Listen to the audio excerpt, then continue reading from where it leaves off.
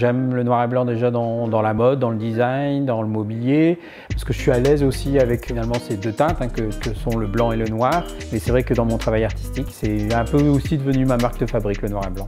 Donc aujourd'hui, l'architecture, elle est juste une passerelle pour passer un message. Récemment, j'ai créé une Little House. Alors pour la petite histoire, la Little House, c'est toujours l'histoire d'une petite maison qui confronte à New York l'individu face au groupe. J'essaye à travers mon sujet qui est l'architecture, parce que bien évidemment ça reste mon sujet, c'est toujours essayer de poser des questions, mais après voilà, chacun y trouve ses réponses. J'ai l'agréable surprise de me dire que finalement c'est les gens qui acquérissent mes pièces, les collectionneurs comme les entreprises, qui finalement trouvent la plus belle des symboliques, ou en tout cas le meilleur discours par rapport à chaque pièce.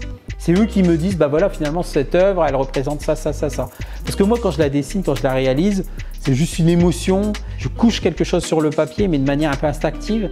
Mais finalement, c'est les gens qui donnent un petit peu la symbolique de tout ça. À la base, c'est une passion, mais en fait, c'est le travail quotidien qui te donne entre guillemets, du talent aux yeux des autres, qui te disent que waouh, ce que tu fais, c'est bien. Mais en fait, c'est de la pratique, de la pratique, de la pratique. Au quotidien, maintenant, il y a plein de gens qui m'aident et heureusement, à partir du moment où tu donnes un peu de visibilité à ton travail et que tu commences à faire des expos et tout, c'est toute une machine qui se met en route. Installer une œuvre, la visser au mur d'une expo, c'est la livrer, c'est installer, c'est passer un coup de peinture sur un mur, c'est faire un communiqué de presse, c'est envoyer des invitations.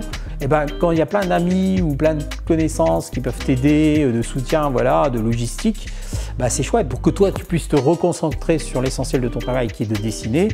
Et bah tu fais appel à des gens qui en plus ont sans doute de meilleures solutions, plus pratiques, plus rapides pour répondre à toutes ces petites choses qu'il faut faire autour de ton activité artistique. Et tu peux aller plus loin, ouais, tout à fait, ouais. Beaucoup plus loin, ouais. Ah bah moi par exemple sur cette expo, il est clair que j'aurais pas eu cette équipe derrière moi, j'en serais pas là. Mais c'est ça aussi être artiste, c'est d'échanger de la création, du lien, de la relation avec les gens. Avec l'équipe de 360, il faut savoir que c'est toujours l'humain qui prime en fait. Ça veut dire c'est une rencontre.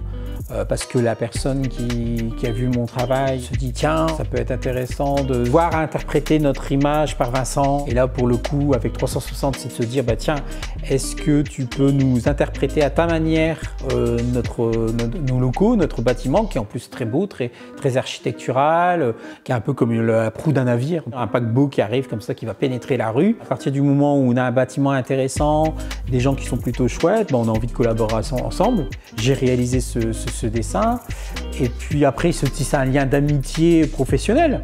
Et puis récemment, je leur ai dit tiens, je sors mon premier bouquin. J'ai été agréablement surpris que tout de suite ils m'ont dit ah bah chouette, ça peut être une belle idée pour nous, pour faire plaisir à nos clients, à notre réseau. Donc bah chouette, on va te commander quelques livres.